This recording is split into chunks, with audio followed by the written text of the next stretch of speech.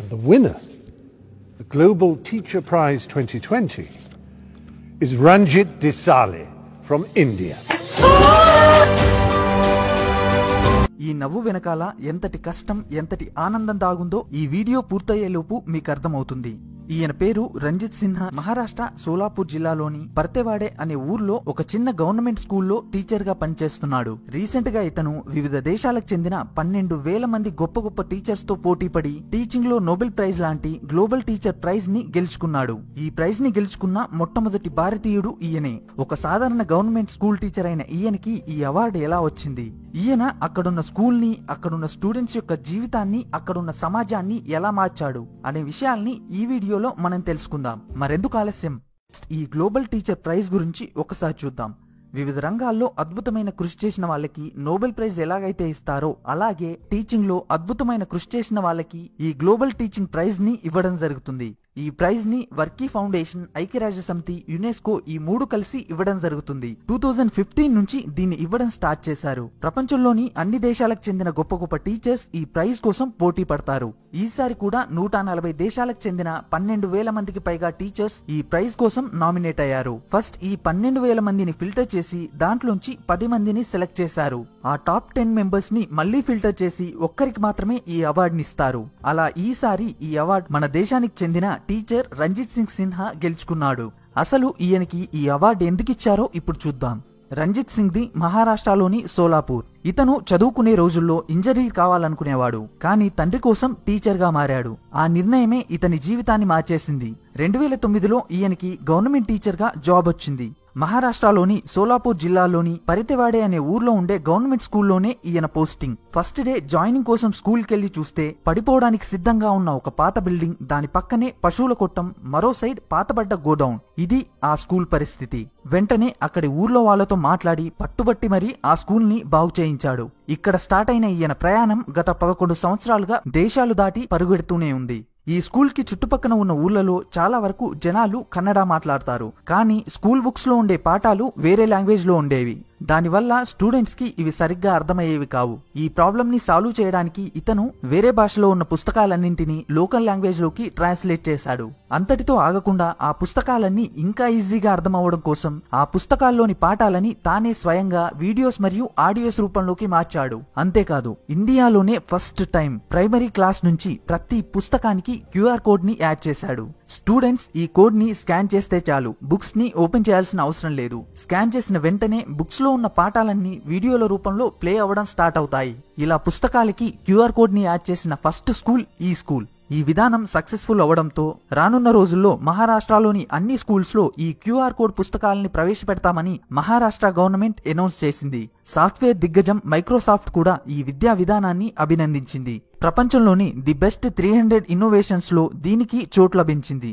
ప్రస్తుతం ఈయన 11 దేశాల్లో ఉన్నటువంటి స్కూల్స్ కోసం ఈ QR కోడ్ పుస్తకాలని తయారు చేస్తున్నాడు. అంతేకాదు, స్టూడెంట్స్ కి చదువుపై ఇంట్రెస్ట్ ని పెంచడం కోసం వర్చువల్ ఫీల్డ్ ట్రిప్ అనే ప్రాజెక్ట్ ని ఈయన స్టార్ట్ చేశాడు.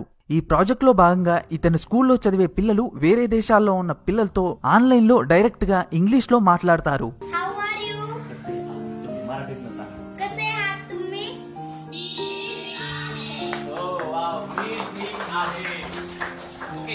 ఇతను ఊర్లో ఉన్న ప్రతి అమ్మాయి తప్పనిసరిగా చదువుకోవాలని వాళ్ళ పేరెంట్స్ దగ్గరికి మరీ వాళ్ళని ఒప్పించేవాడు. అందుకే ఇతని స్కూల్లో అమ్మాయిల అటెండెన్స్ ఎప్పుడూ 100% ఉండేది. అందుకే ఈ స్కూల్ కి 2016లో జిల్లాలోనే ది బెస్ట్ స్కూల్ అవార్డు లభించింది. ఈయన కేవలం చదువుని డెవలప్ చేయడం గురించే కాదు, సమాజం గురించి ఆలోచించడంలో కూడా ముందుంటాడు.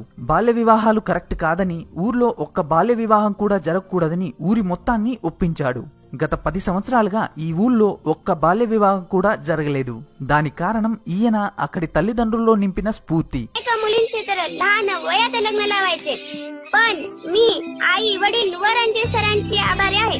అంతేకాదు, లెట్స్ క్రాస్ ద బార్డర్ అనే పేరుతో ఈయన ఒక ప్రాజెక్ట్ ని స్టార్ట్ చేశాడు. ఈ ప్రాజెక్ట్ లో భాగంగా ఏ దేశాల్లో అయితే యుద్ధాలు జరుగుతాయో ఆ దేశాల్లోని పిల్లలందరినీ ఒక్కచోటికి చేర్చాడు. కేవలం 3 నెలల్లోనే ఈ ప్రోగ్రామ్ లో ఇండియా, పాకిస్తాన్, ఇరాన్, ఇరాక్, ఉత్తర కొరియా, ఇజ్రాయిల్ లాంటి 8 దేశాలకు చెందిన 19,000 మంది స్టూడెంట్స్ ఒకరితో ఒకరు ఇంటరాక్ట్ అయ్యారు. ఇలా చెప్పుకుంటూ పోతే ఉన్న ఇంటిని ల్యాబ్ గా మార్చడం దగ్గర నుంచి వేరే దేశాల్లో ఉన్న స్టూడెంట్స్ యొక్క జీవితాలను కూడా మార్చే వరకు చాలా ఉన్నాయి. నీ దగ్గర డబ్బున్నా లేకపోయినా, నీకు వేల మంది సపోర్ట్ ఉన్నా లేకపోయినా, నీ సంకల్పం గట్టిదైతే నువ్వు ఏదైనా సాధించొచ్చు, ప్రపంచం కూడా నీ వెనకాల నడుస్తుంది అనడానికి నిదర్శనం ఈయన. ఒక టీచర్ తలుచుకుంటే ప్రపంచాన్ని మార్చగలడు అనడానికి బెస్ట్ ఎగ్జాంపుల్ ఈయన. ఈయన చేసిన కృషికి గాను ఈయనకి 2018లో innovative of the year award లభించింది. మైక్రోసాఫ్ట్ CEO సత్య నాదెళ్ల గారు రాసిన హిట్ రిఫ్రెష్ అనే పుస్తకంలో కూడా ఈయన గురించి రాయడం జరిగింది. మరో గొప్ప విషయం ఏంటంటే ఈయనకి ఈ గ్లోబల్ టీచర్ ప్రైజ్ వచ్చినందుకు గాను 7.5 కోట్ల రూపాయలు బహుమతిగా వస్తే దాంట్లో నుంచి సగం డబ్బుల్ని తనతో పాటు టాప్ 10లోకి వచ్చిన తన తోటి టీచర్స్ కి ఇచ్చేసిన గొప్ప వ్యక్తి ఈయన. మన దేశంలో చదువుకోవడానికి సరైన సదుపాయాలు లేకపోవచ్చు, కానీ ఇలాంటి టాలెంటెడ్ టీచర్స్ కి మాత్రం కుదవలేదు. కానీ ఇలాంటి ఒకరో ఇద్దరు పేర్లు మాత్రమే జనాల వరకు వస్తాయి. జనాల వరకు రాని రంజిత్ సిన్హా లాంటి టీచర్స్ తెర వెనక ఎంతో మంది ఉన్నారు.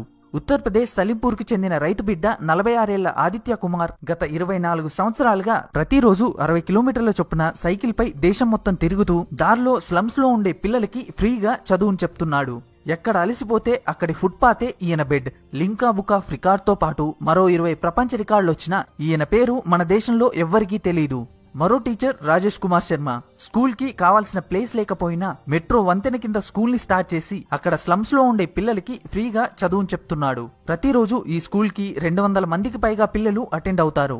కేరళలోని మలప్పురం జిల్లాలో ఒక government school teacher Abdul Malik 1994 నుంచి, అంటే లాస్ట్ 25 సంవత్సరాల నుంచి ఇతను నదిలో ఈదుతూ నదిని దాటి స్కూల్ కి వెళ్తున్నాడు. లాస్ట్ 25 సంవత్సరాల్లో ఏ రోజు ఇతను తన క్లాస్ ని మిస్ అవ్వలేదు.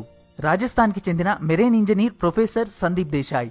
ఇతను పేద పిల్లల కోసం స్కూల్ ని స్టార్ట్ చేసి దాని డెవలప్మెంట్ కోసం ప్రతిరోజు ముంబై ట్రైన్ లో యాచిస్తూ డబ్బుల్ని కలెక్ట్ చేస్తున్నాడు. ఈయన స్కూల్లో తినడానికి తిండి దగ్గర నుంచి బట్టలు, పుస్తకాలు అన్నీ ఫ్రీ. ప్రస్తుతం ఇతని స్కూల్లో 800 మంది స్టూడెంట్స్ చదువుతున్నారు. పాట్నాలోని రెహమాన్ IAS IPS కోచింగ్స్ కోసం వేరే ఇన్స్టిట్యూట్స్ లక్షల రూపాయల ఫీజులు తీసుకుంటే రెహమాన్ మాత్రం కేవలం 11 రూపాయల ఫీజుని మాత్రమే తీసుకుని కోచింగ్ ఇస్తున్నాడు. శ్రీకాకుళం జిల్లా మామిడిజోలా అనే విలేజ్ లో బాలకృష్ణ అనే ఈయన స్కూల్ టీచర్. చుట్టూ కొండలు, మధ్యలో స్కూల్ ఉండడం వల్ల కొండకి బయటున్న ఊర్లలోని పిల్లలు స్కూల్ కి రావాలంటే కొండను దాటి మరో 2 కిలోమీటర్లు నడవాల్సి ఉంటుంది. దూరం ఎక్కువగా ఉండడం వల్ల పిల్లల్ని స్కూల్ కు పంపడానికి తల్లిదండ్రులు ఒప్పుకునేవాళ్ళు కాదు. అప్పుడు ఈయన వాళ్ళ ట్రాన్స్పోర్టేషన్ బాధ్యత నాది అని వాళ్ళ తల్లిదండ్రుల్ని ఒప్పించాడు. అప్పట్నుంచి ఆ పిల్లలందరినీ తన బైక్ మీద విడతల వారీగా స్కూల్ కి తీసుకొస్తాడు. సాయంత్రం స్కూల్ అవ్వగానే విడతల వారీగా వాళ్ళ ఇంటి దగ్గర దింపేస్తాడు. అలా ఇతను ప్రస్తుతం 38 మంది పిల్లల్ని తన బైక్ మీద డ్రాప్ చేస్తున్నాడు. ఇలా గత 7 సంవత్సరాలుగా చేస్తూనే ఉన్నాడు. అది కూడా ₹1 కూడా తీసుకోకుండా. శ్రీరామ్ నగర్ గవర్నమెంట్ స్కూల్లో ఫిజిక్స్ టీచర్ గా పనిచేసే గౌరీశంకర్ గారు గత 4 సంవత్సరాల్లో ఈయన ఒక్కరోజు కూడా స్కూల్ కి లీవ్ పెట్టలేదు. ఇలాంటి ఎంతో మంది టీచర్స్ పిల్లల జీవితాల్ని మార్చుతూనే ఉన్నారు. వీళ్ళందరికీ ఫ్యాక్స్ ఫర్ యూ తరఫు నుంచి సెల్యూట్. చివరిగా ఒక్క విషయం, తెలంగాణలో లాస్ట్ 6 సంవత్సరాల నుంచి గవర్నమెంట్ టీచర్స్ కి ప్రమోషన్స్ లేవు. అన్ని అర్హతలున్నప్పటికీ 25,000 మంది టీచర్స్ 6 సంవత్సరాల నుంచి తమ ప్రమోషన్స్ కోసం వెయిట్ చేస్తూనే ఉన్నారు. వీళ్ళలో ఆల్రెడీ 8,000 మంది ప్రమోషన్ అందకుండానే రిటైర్డ్ అయ్యారు. గత 3 ఏళ్లుగా ఈ టీచర్స్ అంతా ప్రమోషన్స్ కోసం ప్రభుత్వానికి విజ్ఞప్తి చేస్తూనే ఉన్నారు. కానీ విషయం ముందుకు వెళ్లట్లేదు. ఇప్పటికైనా గవర్నమెంట్ వీళ్ళ గురించి ఆలోచించి వీళ్ళకి న్యాయం చేయాలని కోరుకుంటున్నా. ఇది ఫ్రెండ్స్ టీచర్ రంజిత్ గారి స్టోరీ. ఈ వీడియో చూసిన తర్వాత మీకు కూడా మీ టీచర్ గుర్తుకొస్తే ఈ వీడియోకి లైక్ చేయండి. మీ టీచర్ కి ఏం చెప్పాలనుకుంటున్నారో కింద కామెంట్ చేయండి.